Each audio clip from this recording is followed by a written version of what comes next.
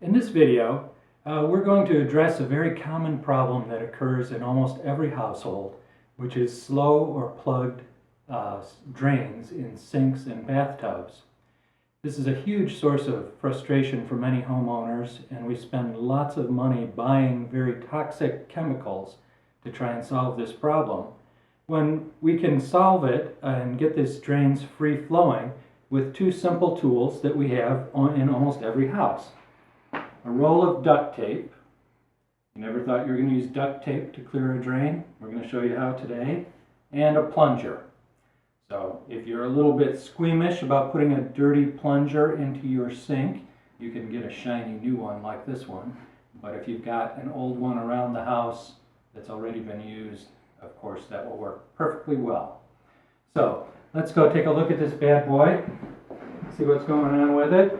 The first thing we're going to need to do is to clear out a work area here. So I'm going to get everything off of the sink because we're going to be making some mess here as we get it clean. After we get it cleaned out, we're going to make a mess. So I'm going to take some cleaning solution first of all, and I'm going to find the overflow. The overflow is located in different places, in different sinks. In this one, it's this small hole here. And we need to clean the area around the overflow very well, because the overflow is connected with the drain. So the normal function of the overflow is that if a kid accidentally leaves the drain plug in the drain, then it won't overflow the sink and flood the bathroom.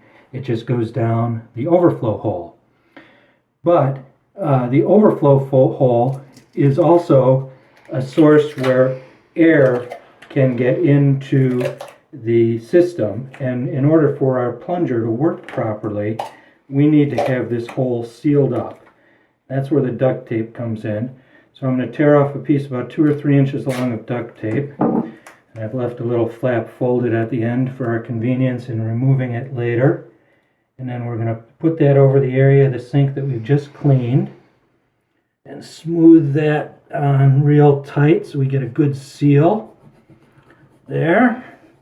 And then we're going to put the plug in the sink and fill up the sink with hot tap water. And in addition to filling up the sink with hot tap water, we've got a quantity of hot water standing by in this waste basket that we're going to use at the end to, once we get the dirt dislodged, we're going to use all this water to flush the junk out of the drain, flush the junk that's been clogging the drain out. We want to have the sink nice and full so that we've got plenty of time to work with the plunging action. When we put the plunger around the drain hole and push down, we're pushing on the plug, but the way that the plunger really works is on the upstroke. When you pull the plunger handle up, then it forms a suction, and that really releases all of the gunk that's crammed in to the pipe, because the material has been going through in a downward force fashion and getting very comfortable and settled. By having the force of the water coming up, we can dislodge that junk and break it free so that the drain will be running clear. So we're just about full. And one of the things that we would I've done slightly differently than we're going to do today is, if possible, we would like to remove the plug from the sink. In this particular sink, the plug does not remove. So we're just going to work around the plug while it's in there. In many sinks, you can just, after you press the plunger and lift up the plug, then you can reach in with your hand and pull the whole assembly out. This one seems to be very firmly attached, so we're just going to work around it.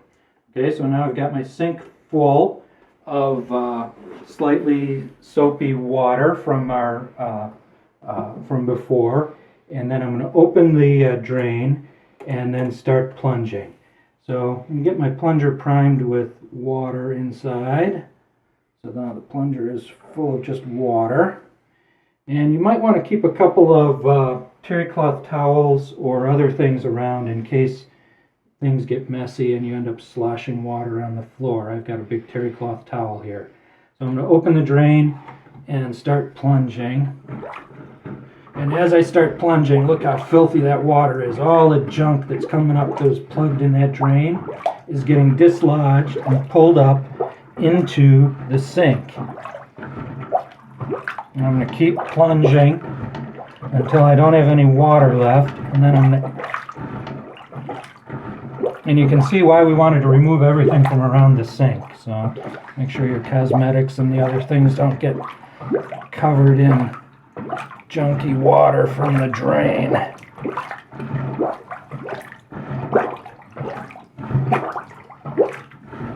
Oh, there's a big chunk just came out. Look at all that stuff that was plugging up that drain. The disadvantage of having the plug still attached is it's not going to be able to drain as fast and flush this stuff away. Now that it's loosened, some of it probably is going to get settled into that trap again, but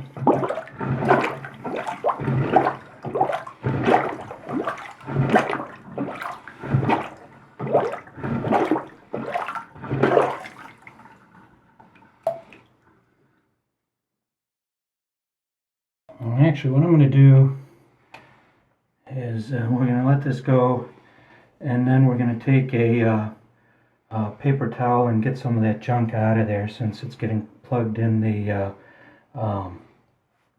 drain hole there. We'll have to, it's actually impeding the flow of the water to get out.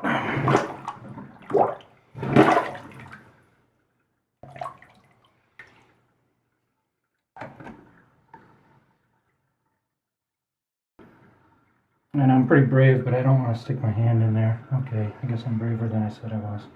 Look at that wad of hair. Now the drain is flowing freely. And I'm going to flush it out with a large quantity of fresh water. And we're going to plunge it again.